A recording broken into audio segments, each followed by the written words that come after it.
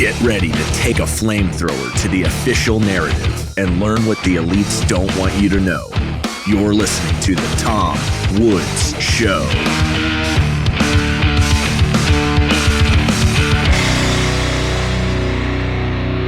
Hey everybody, Tom Woods here. It is episode 2559 of The Tom Woods Show, joined once again by CJ Killmer, who is the host of the Dangerous History podcast, which deserves your support. You should listen in and you should help out old CJ, who is an extremely hard worker and a very, very good guy, one of us through and through, and I'm delighted to welcome him today to talk about Kamala Harris, but also the CIA and other villains. Maybe that's a good title for the episode. How are you, CJ? Very good, Tom. Thank you for the kind introduction, and as always, it's great to be on with you. Well, thank you very much. All right.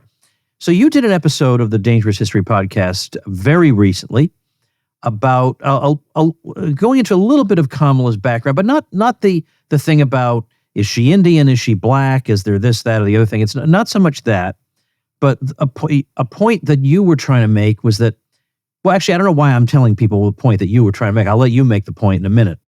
Okay. But this is a topic that's going to take us from Kamala to the CIA more broadly. So I know that the right wing says Kamala's a communist, and I understand. They said Obama was a communist. If we want to be precise, these people are basically establishment center left, more or less. They're not outright revolutionaries, and this is an important distinction. The issue is, which one would you rather deal with? I don't know. I think I'd rather deal with Kamala than Stalin if I had to choose. Probably. But talk to us about Kamala growing up and this weird rainbow sign organization. Yeah, so that was something I just happened to hear a guest on the Jimmy Dore show, I don't know, a month or so, maybe a little more ago, mention rainbow sign. And this guest is a guy named Caleb Malpin, who himself seems to be some kind of like an actual communist. So, obviously not a guy that we would agree on, too many issues with. But those sorts of people are often very good at spotting and identifying and explaining establishment leftists whom right-wingers are often quick to label as communists, but that aren't, that are essentially more like corporatist, establishment progressives. So a lot of right-wingers, from what I've been seeing and hearing in recent months since Kamala got the nomination, have been being kind of lazy, I think, and just, saying, well, look, her father is this Jamaican-born economist who is, fairly Marxist in a lot of his takes on economics. Therefore, she's a communist. And when you actually dig into her background and her childhood and whatever a little bit, you quickly realize her parents got divorced when she was pretty young. I want to say she was like 6 or 7 when her parents got divorced. And it seems to have not been a very good divorce. We don't have any details about, whatever went on behind closed doors, but it seems to have been a fairly acrimonious divorce for whatever reason. And she seems to have very much sided with her mother and, primary custody went to her mother, all these sorts of things. And her Jamaican, somewhat communist father is not a big fan of hers from everything we can tell. He doesn't say much publicly about her, but he's never publicly endorsed her for any office.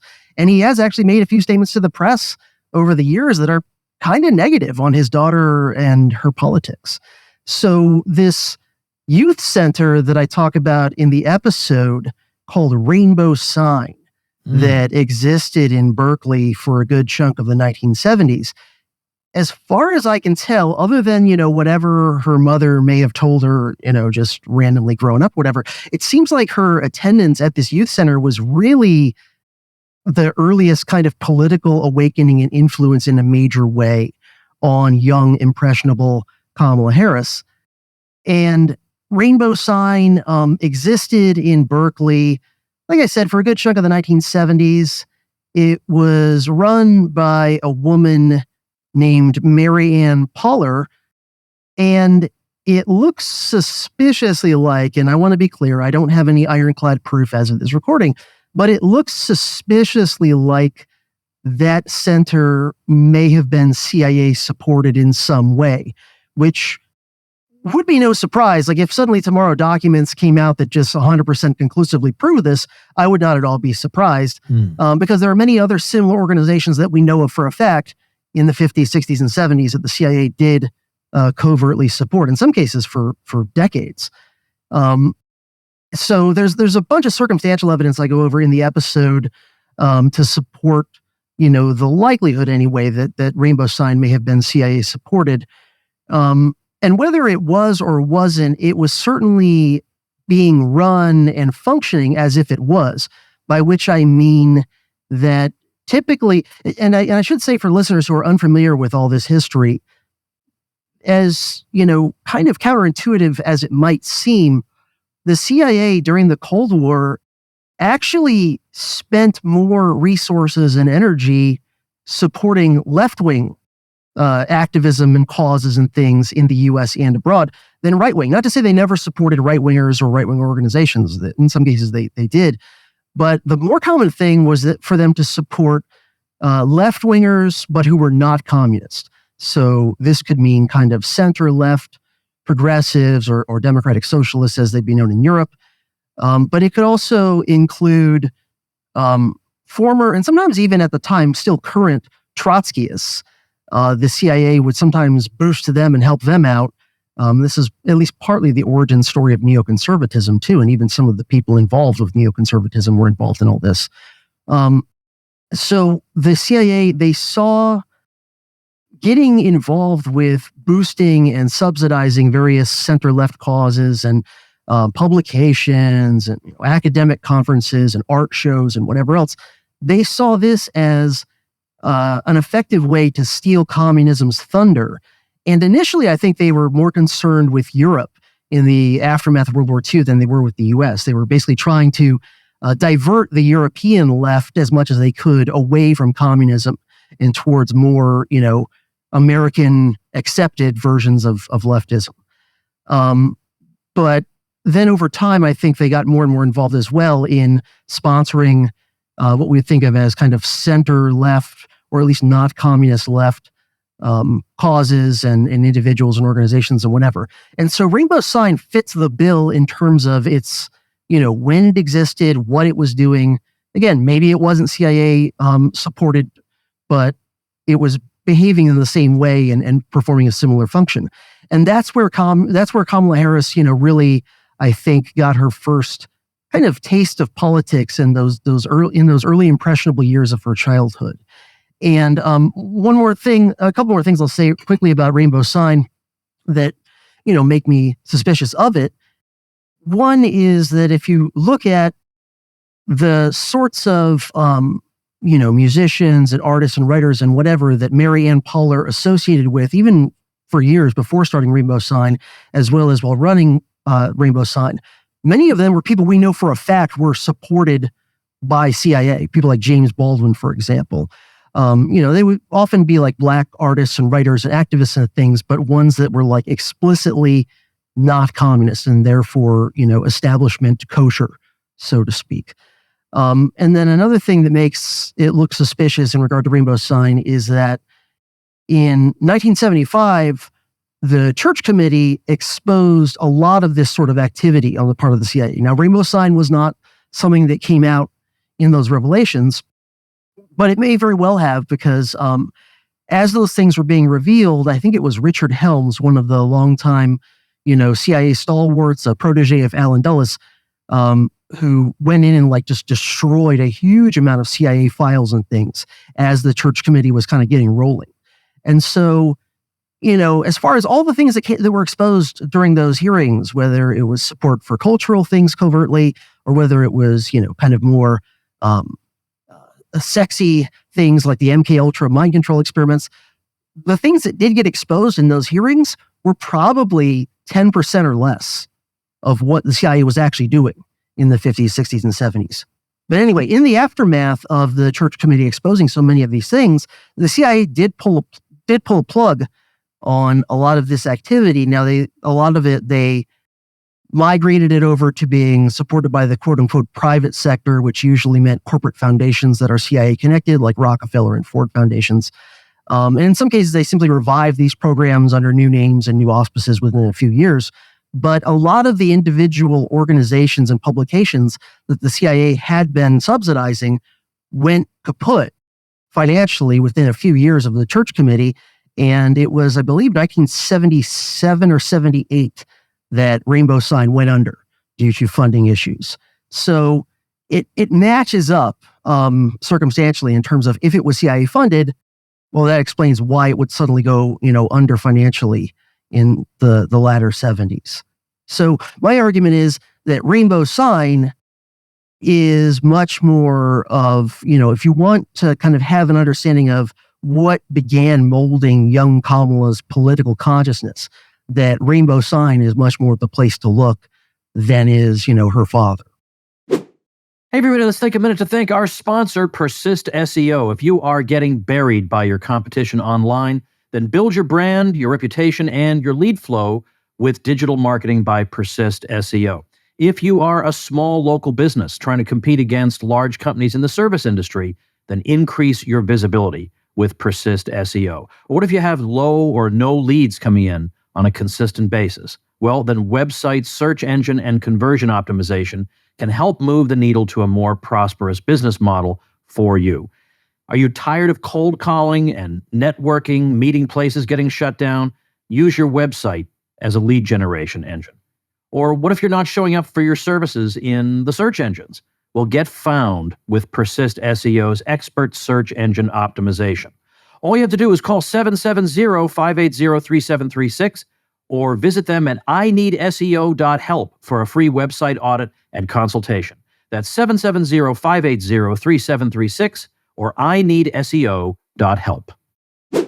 Yeah, fair enough. I can't help wondering. Now, look, I say this somewhat in jest, but if the CIA was spending its time trying to divert insane leftism into being 15% less insane, I don't know. Maybe that's one of the better things they've done. I'm sorry. I mean, that's one of the better things they've done. Yes, trying to influence the media and influence the way we think and the way things are reported. Yeah, I mean, obviously, everything else they do is no good. But if they're telling me that, well, yeah, we don't want people who want to overthrow the current system and replace it with a left-wing totalitarian regime, well, is that so bad?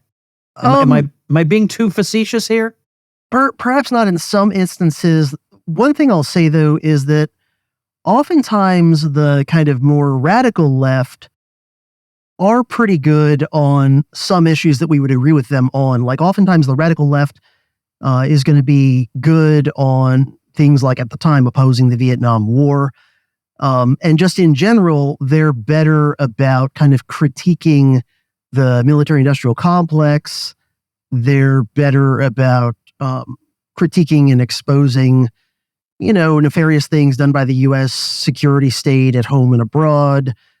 They're more likely to, for example, expose bad things done by the FBI domestically or the CIA domestically that us libertarians are also very opposed to. And just in general, it kind of prevents the radical left from making the case against the oligarchy as it currently exists. Now, when the radical left goes off on their rants against the free market system, which, you and I both know we don't really have and have never really had, I'm not on board with that at all, but it is a case, I guess, of sort of like the baby potentially getting thrown out with the bathwater, whereby by marginalizing and silencing the more radical left, you marginalize and silence some of the good aspects of them. And then you empower parts of the center left that are going to, go along with and maybe even facilitate and help cover up things like nefarious domestic programs done by the CIA or the FBI. So, it's kind of a mixed bag. Like, would I rather be ruled by hardcore Stalinists or center leftists? Well, definitely choice B. But in terms of just like manipulating the political discourse, and I see a similar move getting made now. It's harder to really fully sketch it out because it'll probably take 50, 60 years for more things to be leaked or be declassified or whatever to confirm things, but we know bits and pieces of it, that, for example, the CIA is very much on board currently with boosting wokeism as a tactic for their own purposes for a variety of reasons.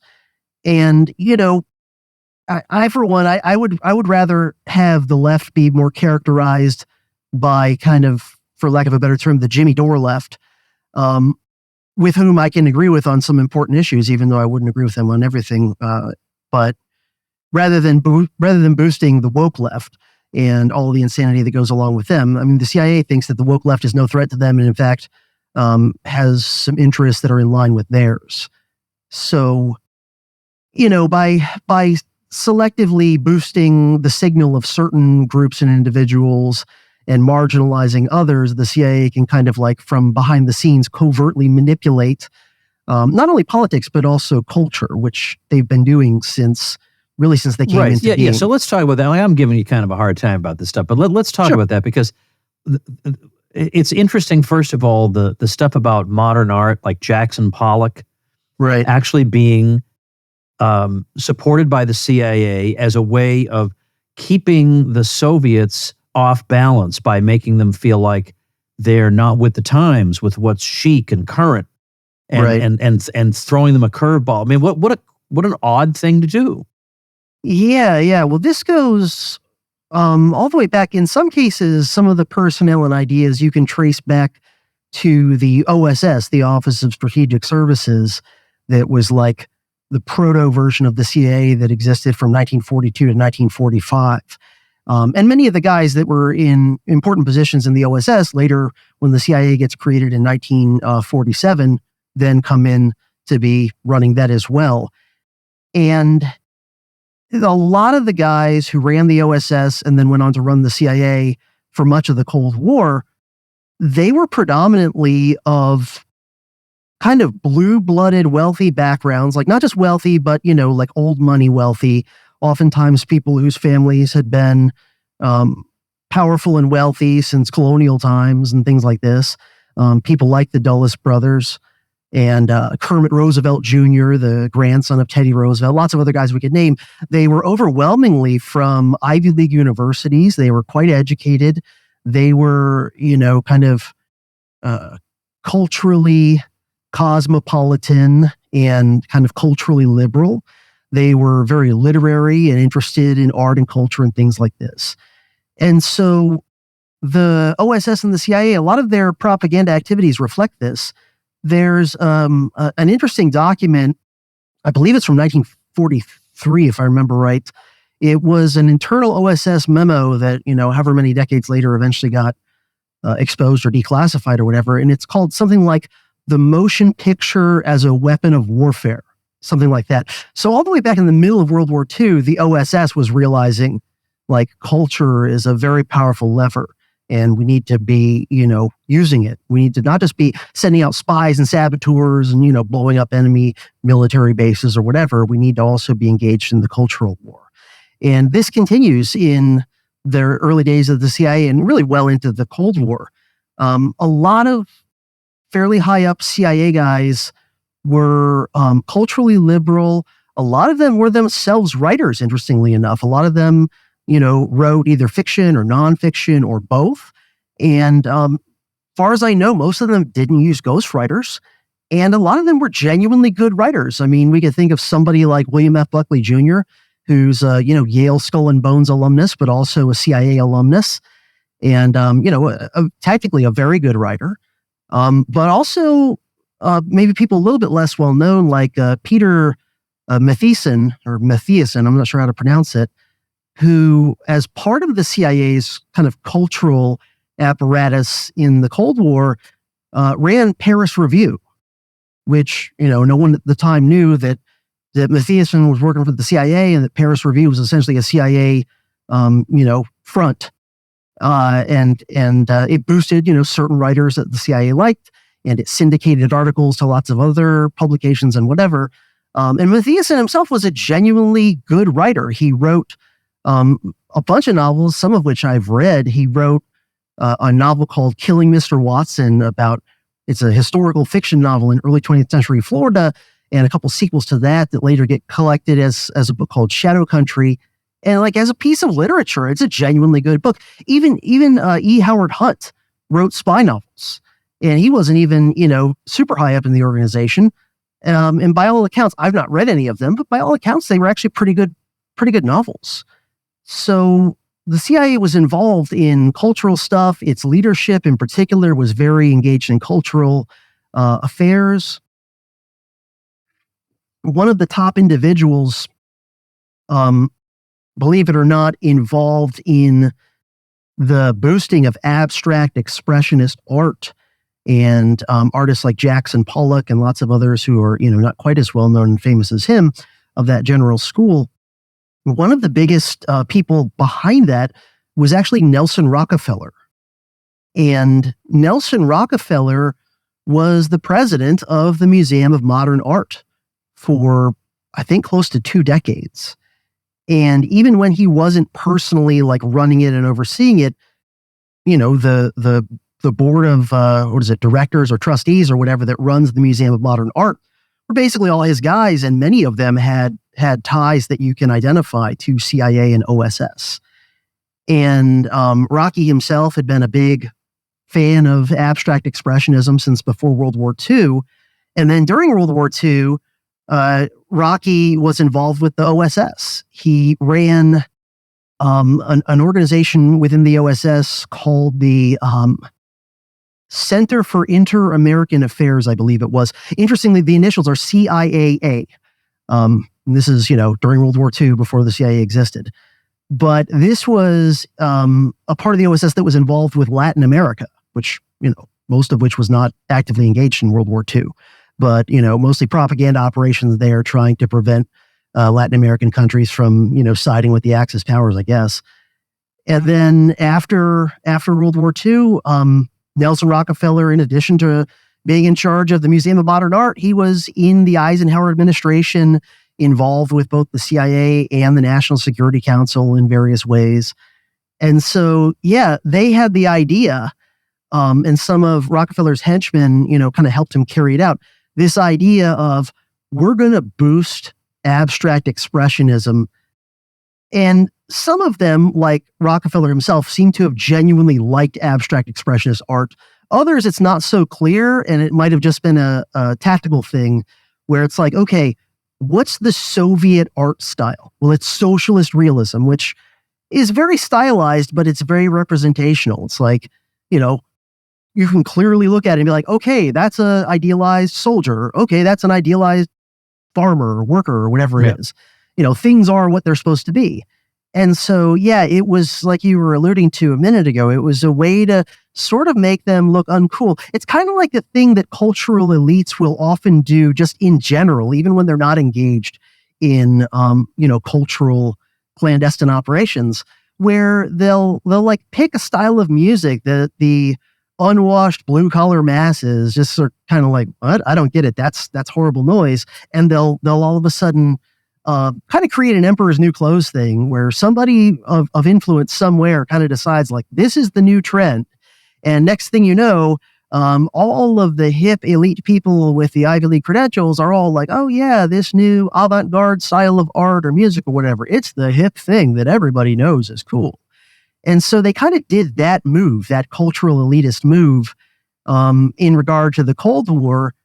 And a lot of the audience was Western Europe. They were, trying to promote this idea that abstract expressionism is cool and creative and hip and the way of the future.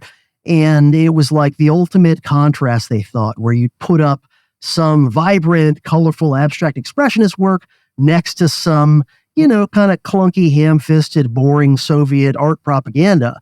Be like, look, our art is actually creative and whatever. Yeah, that's what it was. It was to make the West seem like this is where you want to hitch your wagon, artists. This is where the vibrancy is. Yeah. And, they sort of helped to kind of like boost the myth of Jackson Pollock, that he was like this quintessential American kind of cowboy figure. Because after all, he was born in Wyoming.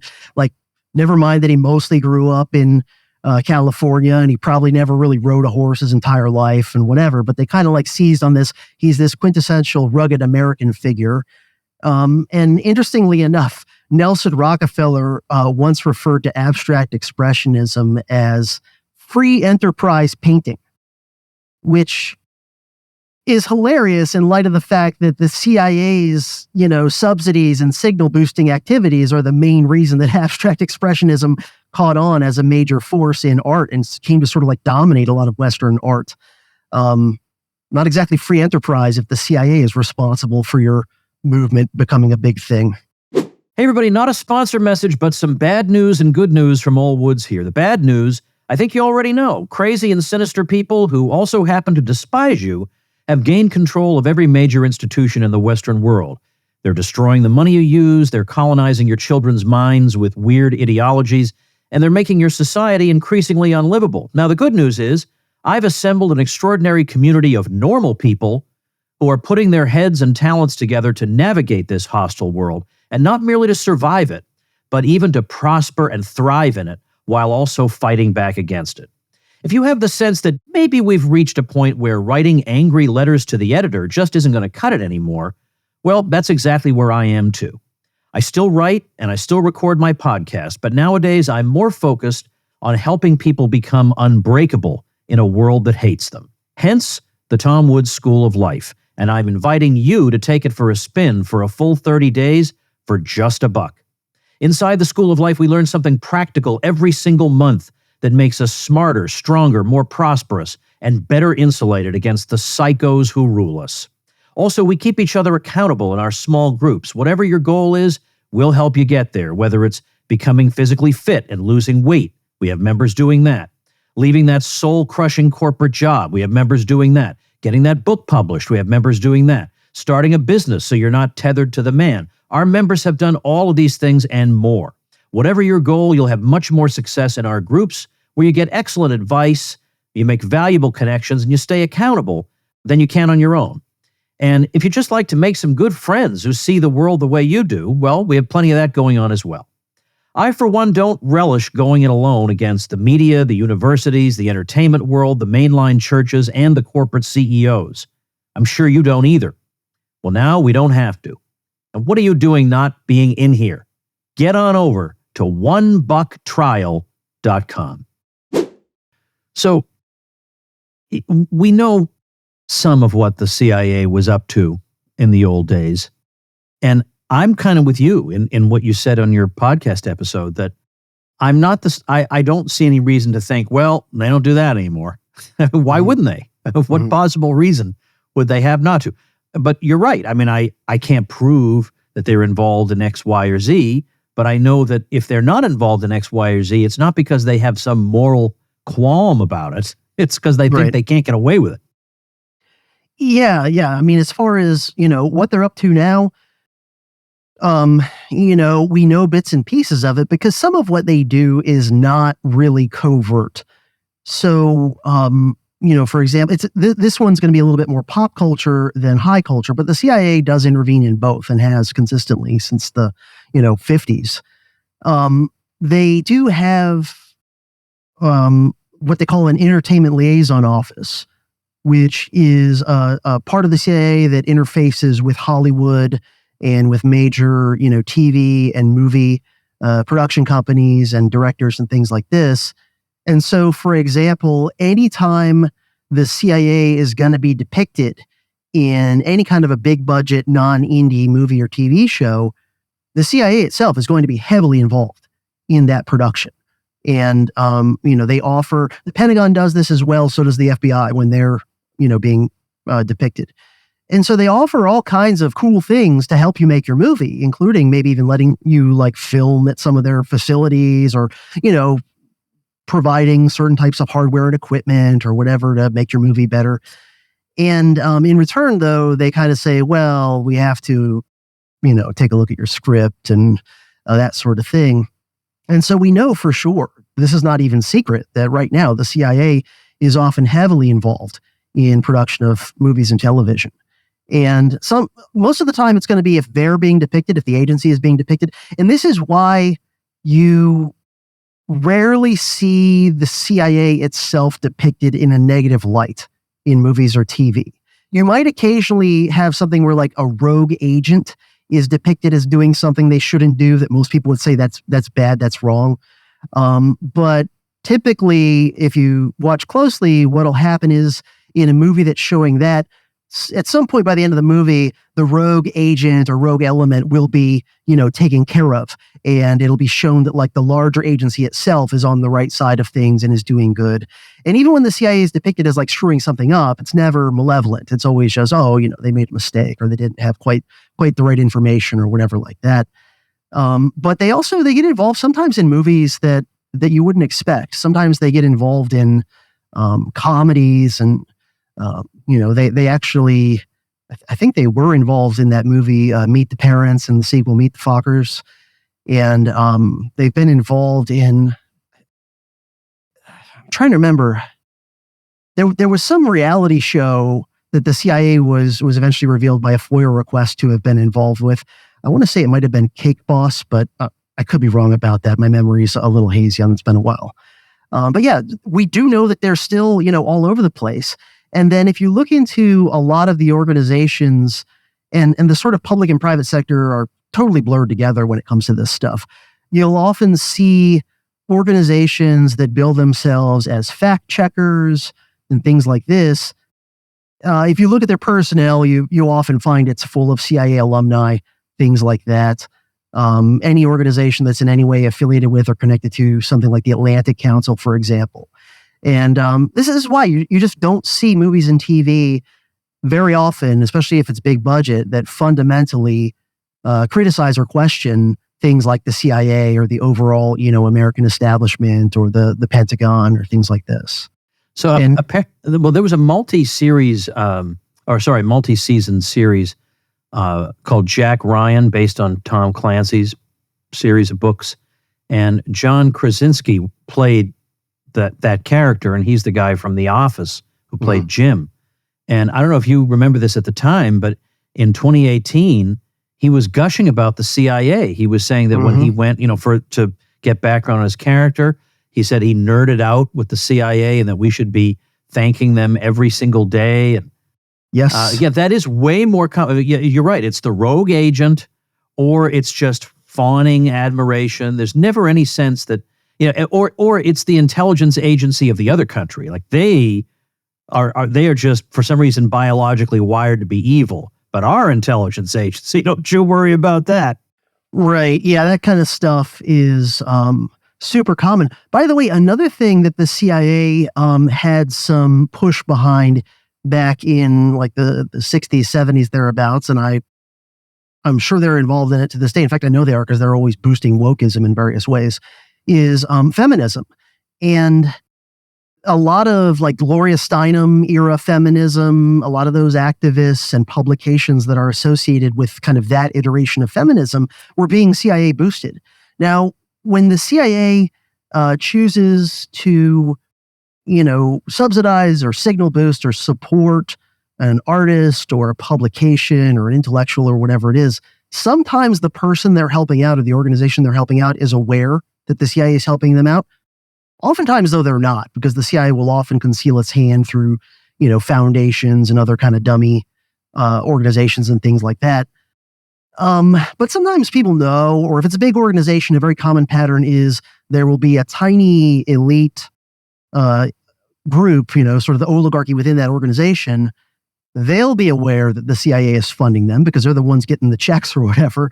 And for whatever reason, they're going along with it. Maybe because they're being bribed or blackmailed into it, or maybe because they actively, more often than not, it seems like they actively, willingly go along with it because they agree with what the CIA is trying to do.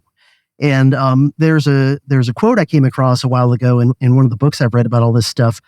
I believe it was from Gloria Steinem, and if it wasn't from her, it was from someone else like that, a high stature feminist activist, saying something like, "Oh yeah, we always thought of the CIA as being a pretty, liberal, progressive kind of an institution. We thought they were pretty cool, And the CIA has always had this sort of like self-image.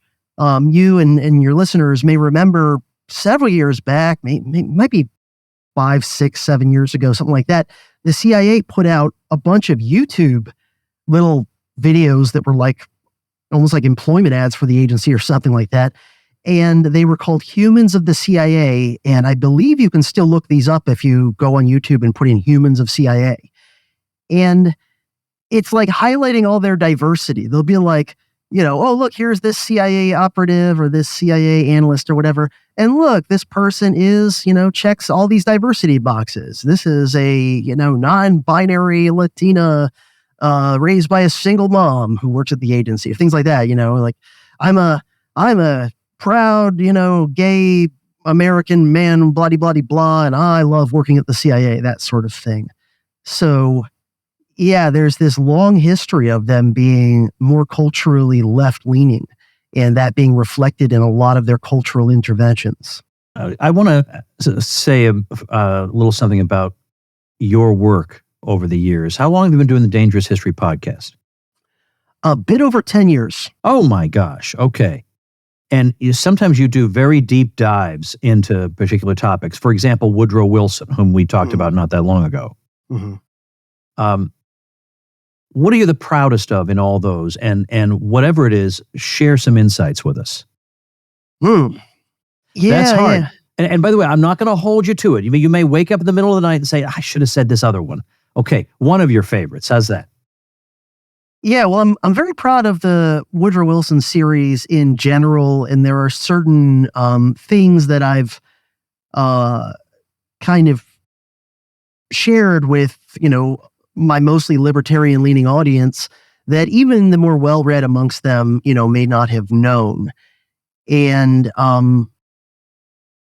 let me try to think of a good example. Well, in my most recent Woodrow Wilson episode that I did a month or two ago, I got very deep into the way that the House of Morgan, the financial empire that was run by J.P. Morgan's partners and everything like that, they were really instrumental during the years that the United States was neutral in World War I in funneling American resources into the British and French war effort and loaning them money, even getting the State Department to kind of bend certain rules and laws and things so that they could loan the British and French governments massive amounts of money.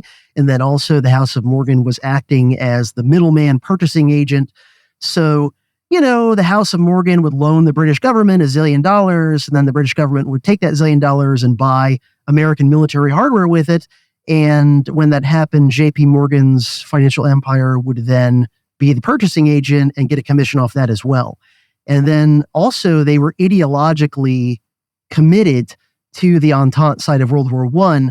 The House of Morgan, at the time, it was under the leadership of J.P. Morgan Jr. And he was an Anglophile to the same degree that like Bill Kristol loves Israel. J.P. Morgan Jr. loved Britain the way that the neocons love Israel. And so it wasn't just that he was making money off of behaving in a non-neutral fashion towards World War I. He was like genuinely, zealously on board with the whole narrative that the British were fighting to save the world from German tyranny in World War I, and that, Anglo-American civilization is the best in the world and, is doing a good thing by defeating the Huns. So I'm pretty proud of just, not that I originated all that research and whatever. I kind of put together stuff from a lot of different sources and books other people have written, but, putting that together into one audio narrative and sharing with people that might not have known about it.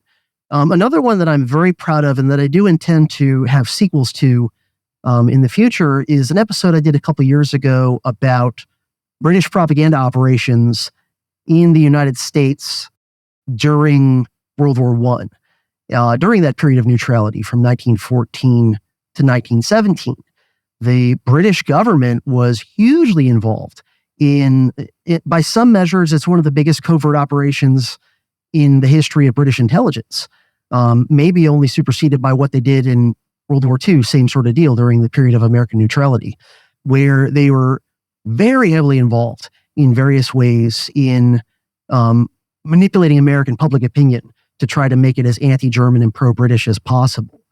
And this was just a gigantic operation that nobody knew about at the time. And it reveals that, when you look at the way today that, say, the Ukrainian government or the Israeli government or the Saudi government intervenes in and influences American politics and public opinion, that this is not that new of a thing, that this is something that was going on over 100 years ago when the British were trying to pull the U.S. into World War I. So I'm proud of that. And if you go further back, I've got some other series that I'm really proud of as well. I did a huge multi-part series on the American Civil War, went very, very deep on that. And I should say that a lot of my older stuff, like the Civil War series, even earlier in my work on the podcast, I did a series on the American Revolution. These have been, very popular. I've gotten just tons of positive feedback from listeners over the years. And a lot of that stuff, though, I chose to take off the public feed recently. And so there are probably in the neighborhood of 300 Dangerous History podcast episodes that are currently available only to my supporters on Patreon.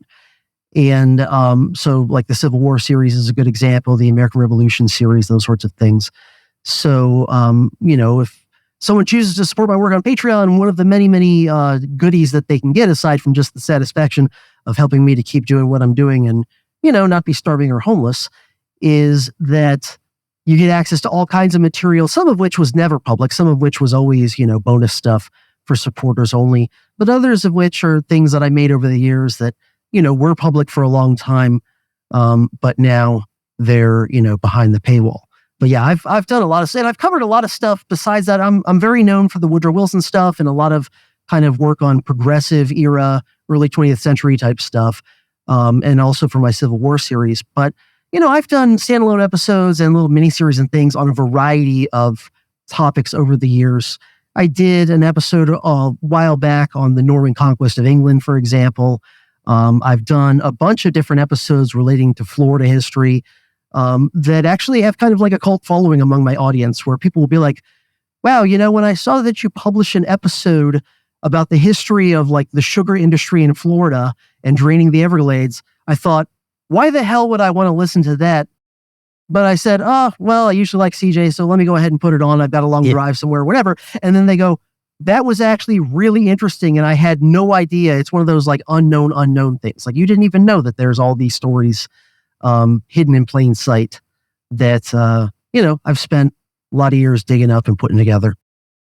All right, so let me ask you this. As a historian who writes, quote unquote, dangerous history or deals in dangerous history, what's the problem with history? Are they leaving stuff out? Are they misleading us? Do they have an agenda? Are they lying?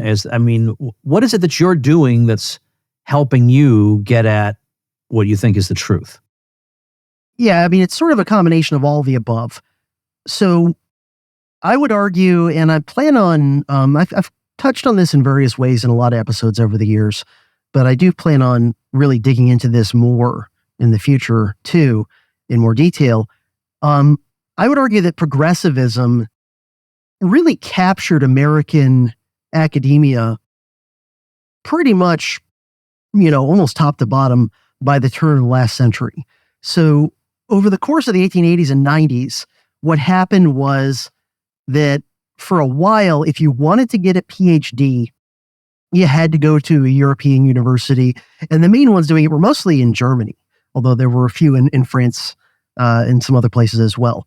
And so if you're an American and you want a PhD in, let's say, history, you would go to a German university, and while there, you would be deeply steeped in German historicism and sort of like Hegelian ideas about history and the modern nation state, the bureaucratic administrative state being like the end of history and, what society is evolving toward. And then these people came back to the US and started being, the top professors at all the leading universities. And they kind of gradually took over at all the Ivy League schools. And, Johns Hopkins, which is where Woodrow Wilson got his PhD, Johns Hopkins was founded from the get-go as an explicitly German-style university, which didn't just mean in terms of how it was organized, but even just the ideological slant is, what in this country would come to known as progressive. And Woodrow Wilson himself didn't get a PhD in Europe, but his main professors at Johns Hopkins when he was getting his PhD were guys who had. They were people like Herbert Baxter Adams and, people like that who had all gotten PhDs in Germany.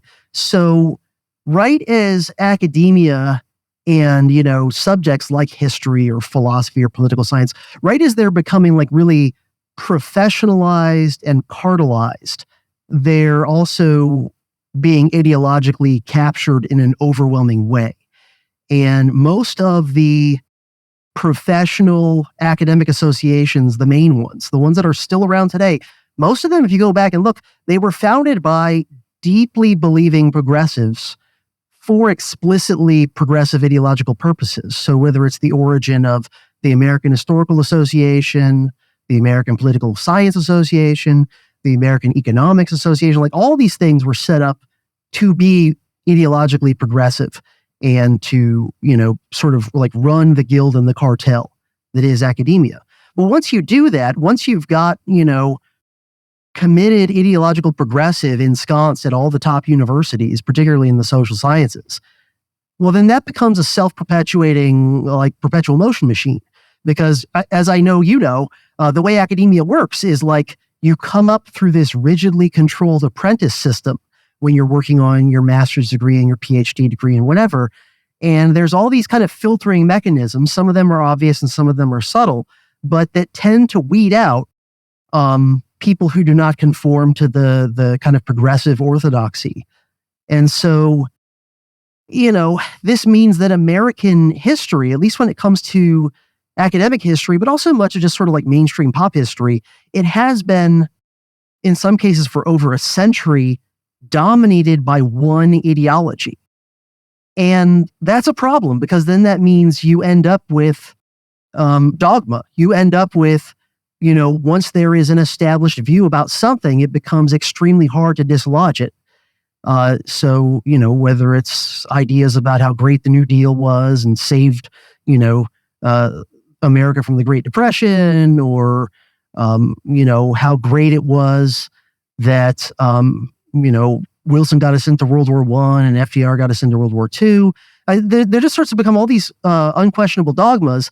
And the academic establishment then uses ideological orthodoxy and conforming to it as one of their methods of defining who is and is not a real historian.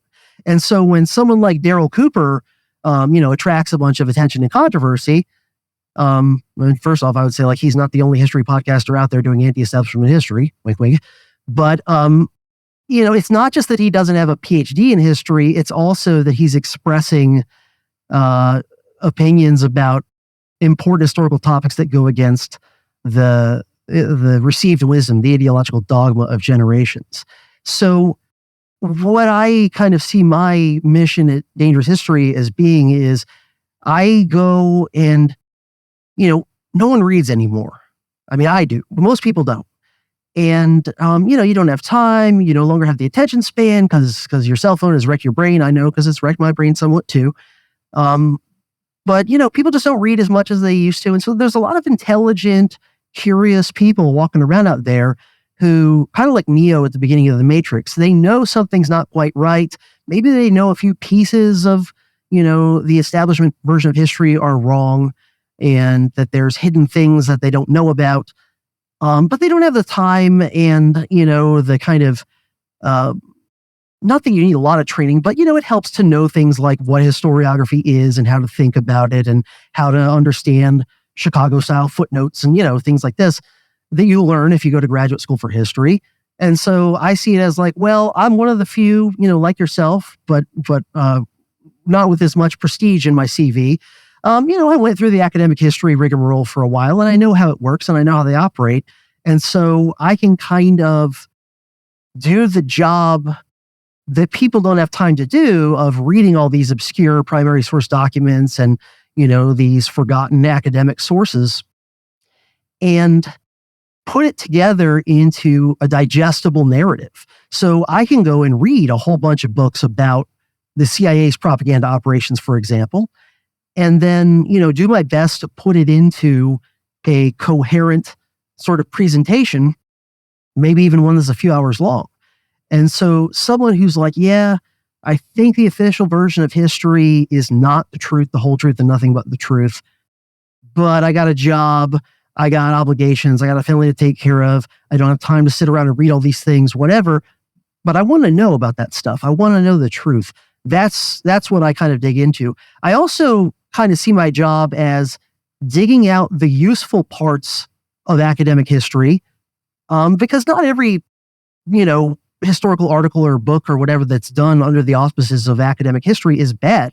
There have been great, credentialed academic historians who have, for example, written very good books. This reminds me of a story Lou Rockwell tells about Murray Rothbard that is entirely credible, that he was visiting Murray, and I guess there'd been some conference at maybe at UNLV, but maybe at some local college, and he had gone and taken a copy of all the papers, and he had a big stack of them, and he was going to mine them for any nuggets he could find. Mm-hmm. Yeah. There are a lot of great books, not so much lately because wokeism has really kind of come to dominate so much of the historical profession. But, especially if you go back to like the 50s, 60s, and 70s, a lot of new left historians did some pretty good work that, exposes some important neglected parts of history or maybe covert stuff or whatever. And there are a lot of great books that contain information that, as far as I'm concerned, is like mind-blowing in some cases. But, a book published by an academic press in 1965 is unlikely to be, well-known today. Not that there was ever any official campaign to suppress it or anything like that, just because most academic history books get read by like 100 people at most. And even less when it comes to academic history articles. And so, I spend a lot of time going through academic history books and articles, looking for the stuff that the average mainstream person is likely to never even know exists or be exposed to, but that contain information that I think, the intelligent, inquisitive, regular person would find interesting and, might change the way they think about things. And I'll just, one example that just happened to be lying nearby as we were talking of the type of book I'm talking about. So here's this book. It's called Mars and Minerva, World War I and the Uses of Higher Learning in America by Carol S. Gruber. It was published in the 1960s by Louisiana State University Press. I have no idea how long it's been out of print, but probably a long time. Here's my battered used copy. A lot of times you find these books, you can only find them used because they're out of print, and it's like an ex-library copy from a university library or whatever like this, that 5 people checked out in the 50 years it sat on that university shelf. But it contains, in the case of a book like this, or a book like, there's a number of others that I could think of. I wasn't having a senior moment, but this book, for example, Mars and Minerva, it goes through in excruciating detail how most of the American academic establishment during World War II happily and gleefully signed on to work for the U.S. government's propaganda operations. Some of them literally were working directly for the Committee on Public Information, Woodrow Wilson's Propaganda and Censorship Bureau during World War I. A lot of American academics went to work for them, and many of them, even if they didn't officially go to work for that organization, they performed the same function. And so you would have highly credentialed, super respected, historians from Ivy League universities with PhDs. And they would be writing propaganda pamphlets, but using their academic credentials as like cover to legitimize the propaganda they were spouting. So they'd be writing things about how just like, the Germans are just this inherently barbaric people with this horrible sordid history. Meanwhile, the British are like the most progressive race around, and they're the most, liberal culture and whatever, things like that. And so it shows you how just like American academia have been propagandists for war for over 100 years. And a book like this is the sort of book I'm talking about where, because I have some background in this, because I went through the academic, process for a while, got a master's degree, taught college history for 16 years. Like, I know how to find books like this. I know, that they exist. I'm able to track them down and whatever. And then I'm also able to sit there and spend, untold hours going through these things, mining them for like little mind-blowing nuggets that expose forgotten things or neglected things or, hidden in plain sight things about history. Another example, by the way, you were asking before about podcasts I'm very proud of.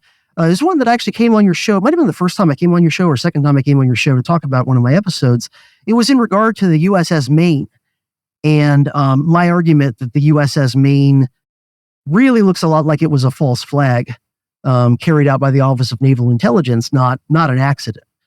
And the information that I came across to expose that was information initially that I ran into in an obscure academic book about the history of the Office of Naval Intelligence. And, this is the sort of book the average person is just not going to even know to look for, let alone find. And wade through all the mostly mundane, dry stuff to find little nuggets here and there where, like, wait a minute, this guy who was, at the Office of Naval Intelligence for a long time suddenly gets posted to be the executive officer of the USS Maine. And, then it blows up and the bomb happens or the explosion happens to be not in the part of the ship where he was, stationed, where he was living. And, then that guy later goes on to become, a higher up guy in the Office of Naval Intelligence and might have even been involved in covering up the explosion or whatever like that. I mean, there's a lot of this information that is out there that is gathering dust on the shelves of university and sometimes even public libraries. And, books that are going to be destroyed if people like me don't track them down and save them from the scrap heap. So that's kind of what gets me going. And it seems to be based on feedback from listeners. A lot of times that sort of stuff is the stuff they find the most interesting too. And what they, kind of like know me for and what they look for in my podcast. Give them a quick website.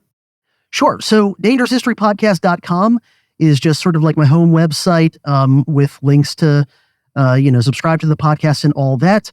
But if anyone would like to support my work, help me keep doing what I'm doing and do even more of it in the future and get access to, like I said, several hundred no longer publicly available episodes and lots of other bonus material, supporters only live streams, all kinds of other cool stuff like that, go to patreon.com/PROFCJ. That's patreon.com/ProfCJ and sign up to support my work there. Excellent. All right. Well, CJ Killmer, I'm glad you're doing what you're doing. It's not easy being an independent content creator, but I'm hopeful of that the quality of your work will continue to generate a good response from people who recognize its value. So thank you for your time and for everything you're doing. Absolutely, Tom. Thank you very much for having me on again. And thank you, ladies and gentlemen. Make yourself and those you love less vulnerable to the regime, both mentally and physically. Get more forbidden information at tomsfreebooks.com and be sure to subscribe to the show wherever you listen. See you next time.